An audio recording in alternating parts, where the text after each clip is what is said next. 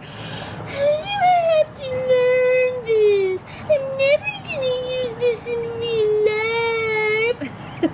Yeah, you are. This is how you're getting screwed as an adult. Stay tuned and I'll show you exactly how this ad manipulates you.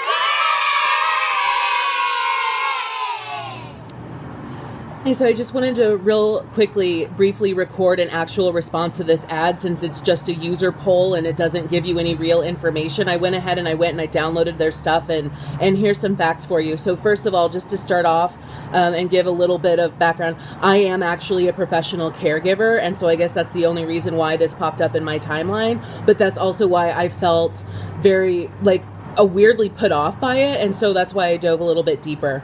So according to the American Benefits Council, January 2019 401k Fast Facts, total participants are 100.2 million, active participants are 80 million, total assets $5.7 trillion. Defined contribution plans are the most popular employer-sponsored retirement plans in the United States. According to the U.S. Department of Labor, 560,241 are 401k type plans.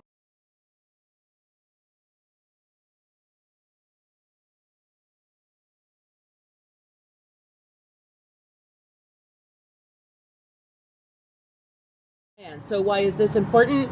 In this particular survey, if you click the bit.ly in the ad, it takes you and it says that they interviewed 996 employees with a 401k plan and 804 employers that offer a 401k plan. So, according to this report, American workers love their 401k plans and appreciate the features they offer. Most defined contribution account owning households agreed that employer-sponsored retirement accounts helped them, Approximately 90% of people with a 401k plan appreciate their benefit and enjoy all the benefits that they offer and yada, yada, yada. So, according to this, it's 90% who love their 401k plan, since that's all we have to go off of here from this Bank of America ad, is that they talk to people with a 401k. So that being said, let's go into their 2019 workplace benefits survey stuff here from Bank of America. And finally, buried in this on page 15 of 24, we finally find the statistical answer to this question, but here's how it's stated. 62% of employees who are caregivers think their employer does not know, and only 34% of caregiver employees have taken advantage of employer resources. Now, they say about 50% of these people were doing caregiving responsibilities. 23% were straight up like, I'm a caregiver. 22% are engaged in caregiving activities but did not identify themselves as a caregiver. So 34% is more than 23% last I checked, so you could just as easily fudge the details and say, so 23% of the people that are like, I'm a caregiver, are probably taking advantage of this benefit. And then of the 22% and the 11%, so only about 50% of them are taking advantage of some sort of employer resource. Now, this just says employer resources. An employer resource is saying, hey, I have to have Tuesdays off all the time because I have to take my grandma to dialysis.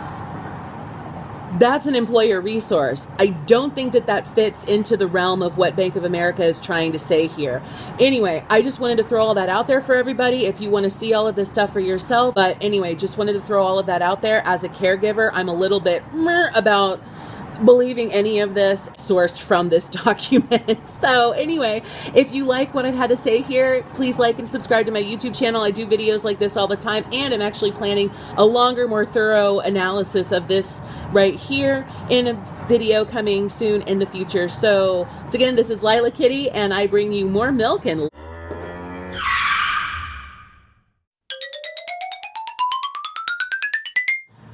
So as you just saw in the previous slide, what they mean by widely offered is that only 88% of employers actually offer employee resources for caregiving responsibilities. So let's do that equation at the very end and make some sense of the poll in this ad, I think. So if 34% of 100% use a service offered to only 88% of people, what's the actual percentage that uses the service? So think of it as like a room that's 34% full of people, and then the room shrinks to 88% of its original size. The people now take up a larger than 34% space of the room, right? So the equation for that is actually pretty simple. You just take 0.34 divided by 0.88 and you get 0.3863, approximately 39%. If you average the options of 34% and 42% that are offered in this ad, you arrive at 39%. So depending on how you choose to manipulate their data and give room for standard deviations and confidence intervals and all of those other beautiful statistical anomaly sort of stuff, you basically can choose whatever you want on this ad and be correct, which is why they don't give you a response.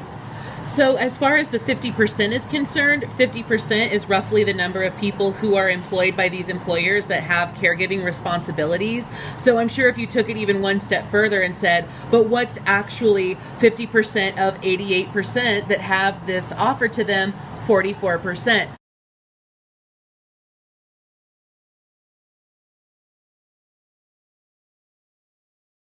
So we're still in this weird boat where, depending on how you personally interpret their data, you can arrive at any one of the responses that they've offered you to this very vague question. So hopefully that if you watch this, that this has enlightened you in some way or kind of given you a different way of looking at things, or maybe you just find comfort and solace in the fact that you're not the only person who's number crazy and looks at this stuff and goes, how are they me this time? Take care. Take it easy. Happy holidays.